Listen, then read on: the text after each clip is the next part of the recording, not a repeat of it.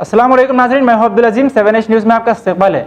हल्का असेंबली कुतुबुल्लाहपुर के इलाके बूचपल्ली में दरगाह हज़रत रहमतुल्लाह शाह कादरी के 644वां साला उर्स शरीफ संदल मुबारक के मौके पर ब्यूरो चीफ रहीम कादरी ने वहां पहुंचकर दरगाह कमेटी के नायब सदर सरदार मोहम्मद अली से बात की।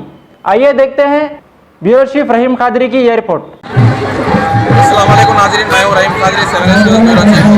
आज हम पाँचपल्ली कुतुबुल्लाहपुर हल्के असेंबली के इलाके पाँचपल्ली में दरगाह हज़रत सैयद शाह उर्फ जीते पीर रहमतुल्लाह अलैह औलिया का उर्स शरीफ अमल में आया और आज 642 साला उर्स शरीफ है।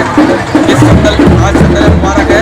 संदल मुबारक में तमाम दूर दूर से यहाँ पे शिरकत करती है और इस दरगाह शरीफ में लोग पाते हैं।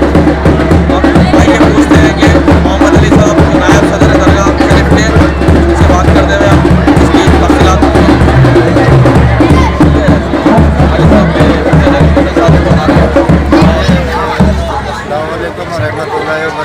मेरा नाम मोहम्मद अली है।